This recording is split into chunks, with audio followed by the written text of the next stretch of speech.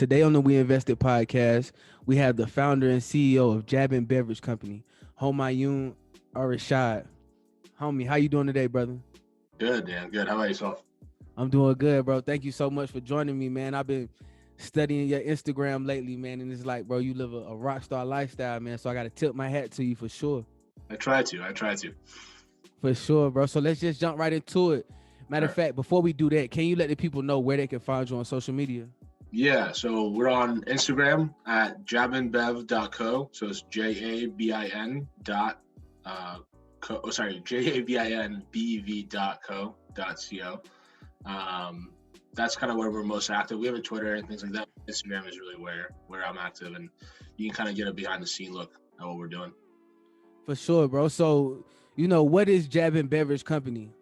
Yeah, so this kind of the backstory is, I'm from Iran, so I moved here about 10 years ago, and living in Iran, this is something that I grew up with, something that actually my mom made. It's her twist on this old Persian recipe, and I don't know about you, but usually when you're growing up with something, you don't really notice it too much, in your day-to-day life. But after I graduated college, I moved back and started back on the bike, started doing some training rides while I was in the job market. And then one day, at hot North Carolina summer, I came back and had a cold pitcher of Jabin in the fridge, and I took a sip, and I'm like, holy crap, like this is actually a pretty solid post ride drink. It hits a lot different, and I kind of started to see it through a different light from that point. And I did some research, in the market, and I just graduated, so I was pretty hungry to try and get involved in whatever I can. And that's kind of how it came about. And it's really a powerhouse of a drink with apple cider vinegar in it, pink Himalayan salt. You've got fresh mint, fresh cucumbers with the peel, and fresh cilantro and raw cane sugar to just recover you from a bike ride. You can, drink it with your meals. But for me, it's mostly a workout drink. For sure, bro. So, how would you say that Jabin is different from, the other ACV drinks out on the market? Sure. Yeah. So I think the biggest thing with us is, and honestly, it's a challenge having a company that makes a product this way, but we use all fresh ingredients in small batches. So, using fresh mint, fresh cilantro, fresh cucumbers, raw organic apple cider vinegar. It's not like flavoring that you can just mix in, and that's something that is a lot easier to scale with. But for us, it's it brings the flavor, it brings the health benefits, and that's kind of the path that we want to take. For sure, bro. And so, I think it's a dope name too, man. Jabin Beverage Company. So, how did you come up with that name? Yeah, so the name is actually derived from a longer Farsi word that's referencing the drink in Iran. So it's Sekan Jabin is the longer word, and we just derived Jabin from that. Sekan Jabin is way too long and too complex, and Jabin flew well. So that's where it came from. For sure, bro. For sure. And one of the first things you said was, when you got done riding, you came back and you, I guess you had this job and it replenished your body, it refreshed you, it made you feel good. So, like, what are some of the benefits of apple cider vinegar and some of the benefits of jabbing? And why do you want the Yeah, world to know yeah. about it? So it's I think apple cider vinegar does take the shine, on like as far as the ingredient list, but it's really not just the ACV. So starting with the ACV, and I think that's kind of the most well known, health oriented. Everyone's grandma's telling them like you got to be, taking a spoonful of ACV, or everyone wants to incorporate it in their diet. For good reason, because it balances your pH levels. It helps your body actually break down sugars more easily. And if you're using a raw and unfiltered one like we are, you actually help your gut microbiome and improving the digestive tracts. But outside of the ACV, what really shines is like a workout drink, especially on a hot day when you're sweating a lot, is the pink Himalayan salt, which is a more mineral-rich version of your table salt, and that is packed with sodium. Even though the ACV has electrolytes, the also adds a lot of sodium and electrolytes to replenish the body. And then we've got the antioxidants from the herbs, and then you have the essentially the cleanest way to take in glycogen and carbs through the raw cane sugar. So yeah, it it sets you right. For sure, bro. It definitely sounds like you know your ingredients for sure. Yeah, But you go to the farmers market often, I uh, do. and it seems really cool on Instagram, bro. I can't lie. But how does that benefit your business? And then can you also talk a little bit more about your celebrity vendors that you have at those farmers market? I believe. Sure. Yeah. So the farmers market is a it's a really great tool for us. I wouldn't say it's a long term strategy, right? For us as a company, we want to bring this to the masses, right? And the farmers market is unique in a way that it gets you right in front of the customer, so you talk to them face to face. The downside of it is it's a more limited audience, right? So the reason why I go to the farmers market all the time is, even though we have good traction with the company, the goal is to still get as much feedback as possible from people. Grocery stores have halted because of COVID. They've halted their sampling. So going to the farmers market and seeing the same customers, talking to them face to face, gives incredibly valuable feedback. And when you look at one of the key things that you want to do as a startup is really understand where does your product fit, how do people use it, and how you can really hone in on that market, right? So for us, you know, it's a lot of work, and because you're there standing there for 3 hours, it's not like you're just loading a truck up, dropping it off at on some shelf and then leaving, right? You're there the whole time, you're talking to people. But so is it the most revenue generating channel? No, but it gets us a lot of feedback, which is incredible. So that's why I love going there myself as well. I don't try to like hire someone and send them out there. Even though we have interns and stuff to help out, I want to be out there and just really getting the feedback firsthand, so it's not filtered through different ears. As far as the celebrity vendor, it's actually so I had a lot of friends that wanted to help out, when this kind of was like, this past summer when we were just starting off. And I was like, and also back then I didn't have any help outs from outside. Like we didn't have it. We weren't hiring anyone or anything like that. So as a way to incentivize almost, or encourage friends and other people to come help out, I was like, why don't we start this program called the Celebrity Vendor, where it gives people who've gone to farmers markets and they've, because farmers markets, especially like in our day and age, is like it's a pretty popular thing, right? Like people love, going on a Saturday, strolling around the farmers market, seeing all the cool vendors. So I was like, let's try to find or let's put this out there that who's interested in seeing what goes behind the scenes at a farmer's market from a vendor standpoint, they can sign up to be a celebrity vendor. And we would shout them out, give them product, and they would get a firsthand look at what it takes to what's a day in the life at the farmers market, basically.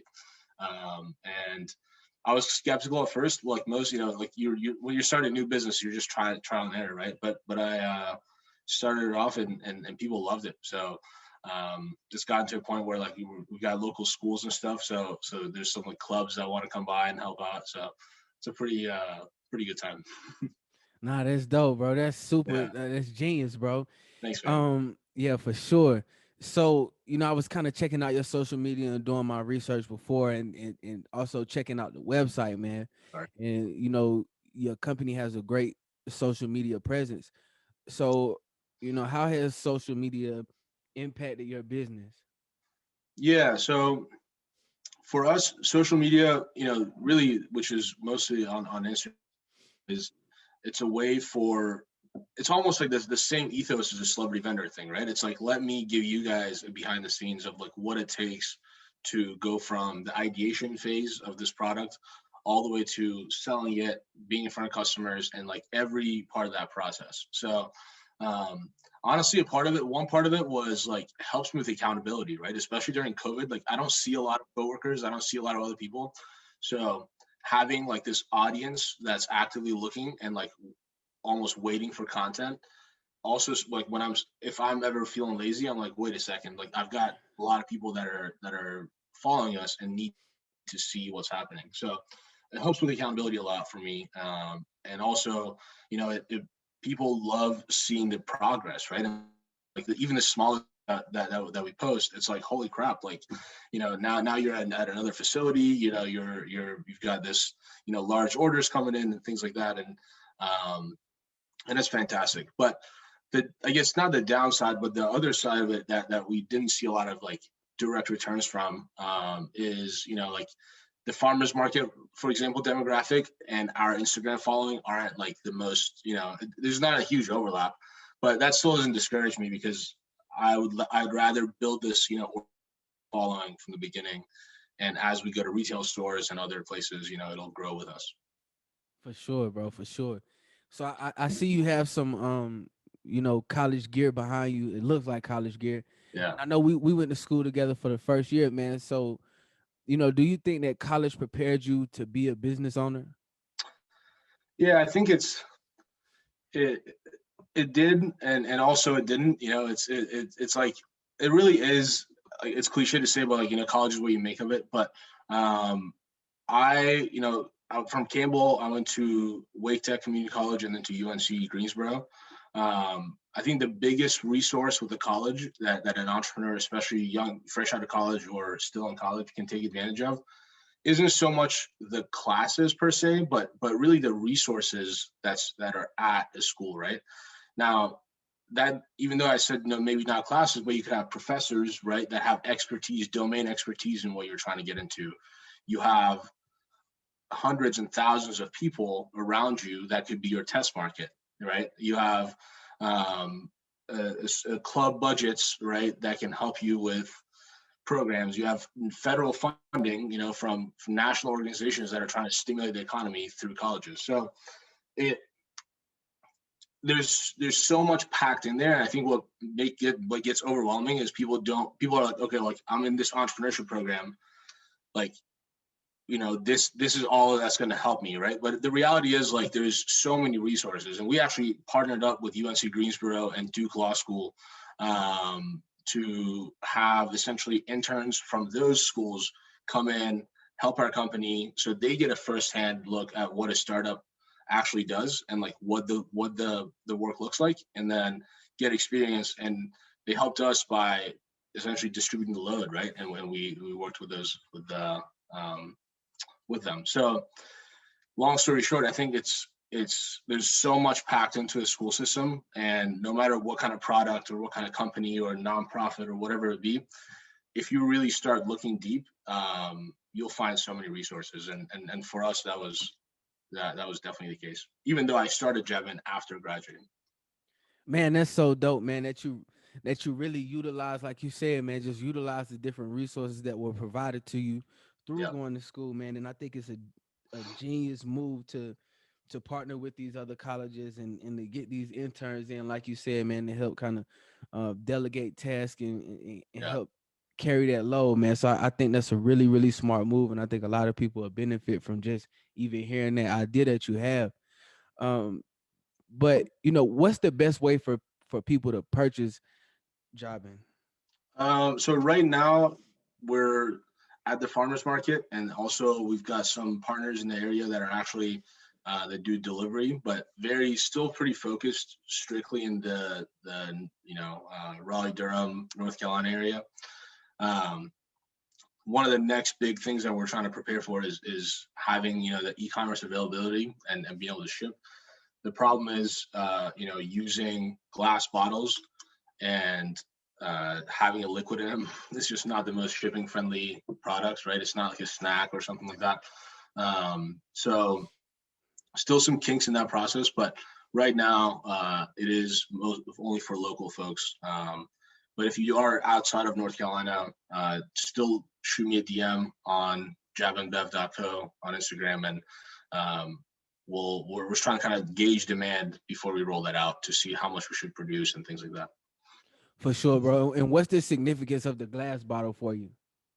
It honestly didn't make sense for me and the company to try to promote a healthy outdoor living kind of mantra, and doing outdoor sports and doing things outside in general, and then not having a sustainable packaging, right? It's like you don't want to encourage people to go enjoy nature and then give them something that could actually directly harm what's out there, right? So is it the most perfect type of packaging?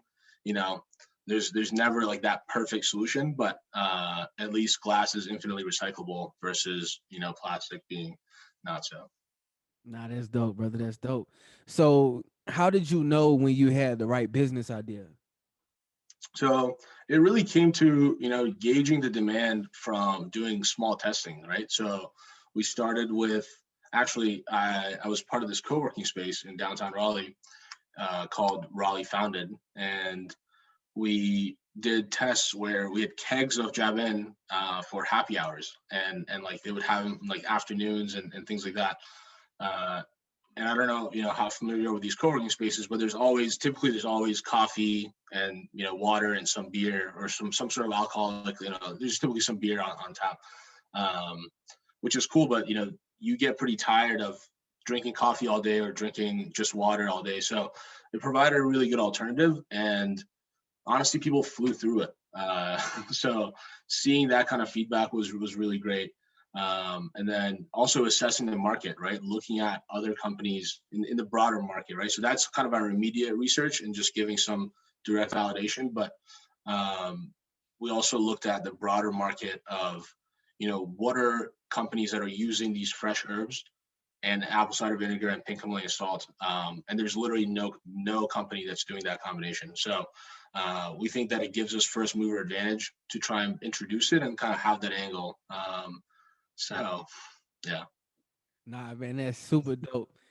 And yeah, man, bro, especially being so young to really, as young as you are, and to really sit down and do your research and plan out every move and make sure you understand the market and you understand your competitors, man, it's genius because a lot of people our age are just jump into it with no thinking. Yeah, Like, no, I think that's the tricky thing is like, it is really cool to like launch a company in like 3 months and get it to market. And sometimes with some products in some areas, you really need to do that.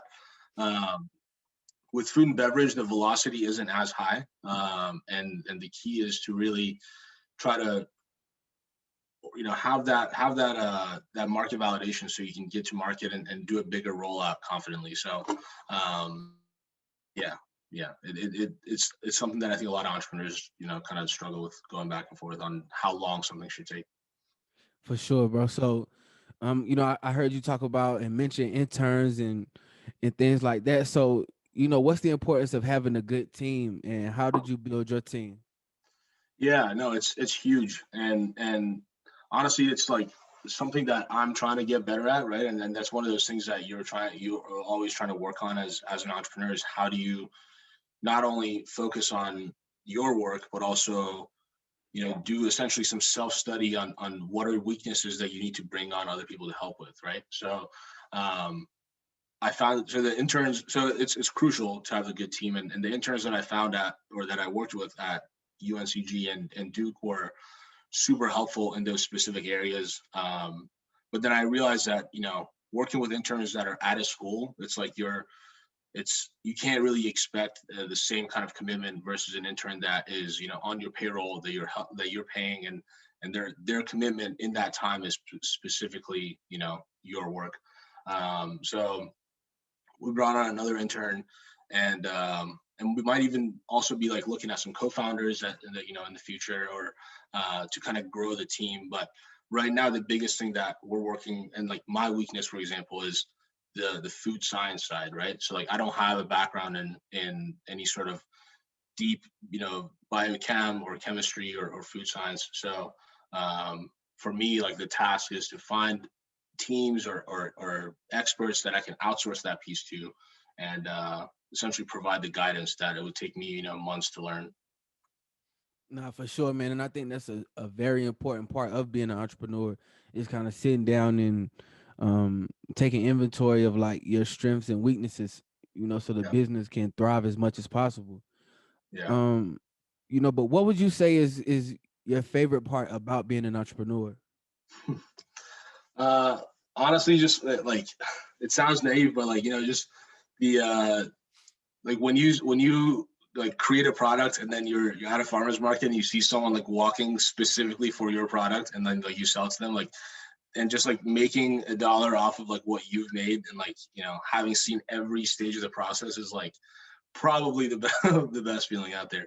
um and it's just, it gives me that creative freedom, right? Like that's sort of why I think I want to do this, is because I'm not just a business person, but I'm also someone who likes to create things, right? Whether it be art, whether it be videos, pictures, whatever. So with this, it's like it gives me freedom. I can dive into whichever part of the business I really want and focus on that and make that kind of my area, and then also bring on help on other areas. So um, that's probably the biggest reason. For sure, bro, for sure. And so, what would you say is the single most important reason for your success? Just patience, I think. Patience and consistency on the work. It can be pretty challenging, and sometimes it's like what, like you question what you're doing, but at the end of the day, I think you really just need to put in the hours, right? And break down. Initially I had this really big goal, right? And it's like just looking at that and focusing on that becomes so daunting sometimes that you're like, this process isn't even like, how is this even going to reach that, right? But I actually learned this on a really long bike ride, that like you just got to take it one day at a time, right? And just focusing on like what are the immediate steps has made it so much more of a powerful journey. For sure, bro, for sure. And so, throughout your entrepreneurship journey and your business journey, can you recall a critical moment, like a fight or flight kind of moment? Fight or flight moment. I mean, honestly, like every decision is a fight or flight moment in a lot of ways, but I think just starting to you know make partnerships with whether it be production level work with like other manufacturers and things like that, or looking into making partnerships with retailers.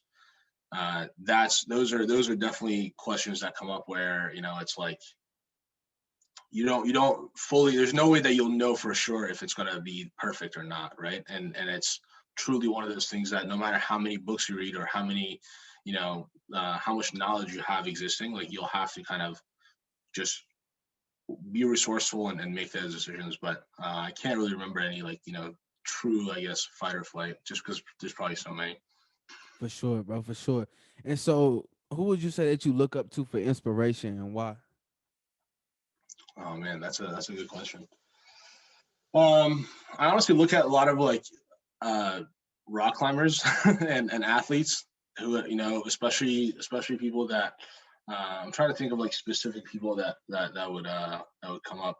Um, but yeah, just honestly, a lot of athletes that overcome adversity and are able to kind of stand up against the odds, right? Typically, I root for the underdogs, not really the favorites, just because I think it's so much more powerful when you see that. Sorry, when you see that win. But I can't think of. Honestly, that's probably something that I should really like put together is a vision board of those people. But there's so many out there. And so, how do you define success as an entrepreneur? Success as an entrepreneur. From a practical standpoint, being able to live off of your business, right? Exactly. That's something that I think is it almost gets forgotten, right? It's like at the end of the day, this is going to be your mode of living. So that's a pretty good success, and from what would really would satisfy me, I think it's being able to go to a store, a larger store, and just seeing this on the shelves, and people that I don't know, buying it, right? That's going to be a pretty special moment. Um, so yeah. For sure, bro. And how would you like for people to remember you and your company? As the company that really brought and overcame this, hurdle of like having a apple cider vinegar drink product in the mainstream. Nice, nice. And so, um, what does the future of Jabin look like? Yeah. So the immediate, we've got the summer coming up, right? And it's looking really good. We've got these ramps going, or vaccination rates are going up. Weather's warming up. And hoping that, we are able to roll out larger samplings and getting more people to try Jabin, and then forge some retail partnerships that'll help, bring the product to the masses. But what I'm mostly excited for myself is going to bike races, going to running, marathons and events, even festivals if they open up, and just using those as a place to really promote and yeah, get people hooked on Jabin. Man, and it's like you it's like you living the American dream, bro, because you're really mixing like two of your favorite pastimes and two of your favorite hobbies, and figuring out how Right. to make money off of it, and live the life you want to live. Yeah, man. It definitely, like I said, there's definitely a lot of behind the scenes work of, trying to make that work. But that those moments are what I'm really working for, right? And trying to marry those two things together is the kind of that ultimate goal. For sure, man, for sure. Hey, homie, thank you so much, bro. And but before you go, at the end of every podcast, we like to play a rapid fire question game where we ask 3 questions. So Yeah, are you willing to play? I am sure. Let's get it. For sure, bro. So look, first question: where's your favorite place to travel? Belize. Belize. Why Belize? That's the first time I heard that. Yeah, no, I just had a really good memory there when we went there for with my really good friend. We went out there for a week and just traveled around the country. Took an old school bus to the north of the country. Stayed in this really small village and kayaked out in the water. Had some really sketchy experiences too there, but overall it was incredible. For sure. Look, second question: what song explains your life the most? Oh man, it's got to be a Kanye song, right? um, I would say, man, this one's stumping me because it's like what there's so many ways it could go. Um, yeah, I don't know if I even want to say it honestly. this one, Nah, it's all good, bro. It's all good. this one really stumped me a little bit. Yeah, For sure. And look, yeah. last question, bro. What's an amazing thing that you did that no one was around to see? Um, let's see. I mean, like, when I ride my bike really fast and like recover from really sketchy scenarios, no one's ever there to see it. But it's always like, man, if people saw this, they'd be like, "This is the wildest recovery," you know? Hey, facts, bro. Facts, man. Hey, homie, thank you so much for spending time with us today and Of stopping course. by, man. I learned a lot from this for sure, bro. Yeah, yeah. No, I appreciate you having me on, and it's awesome to be able to share this with your audience. Yes, sir, man. Appreciate you, brother. Thank you.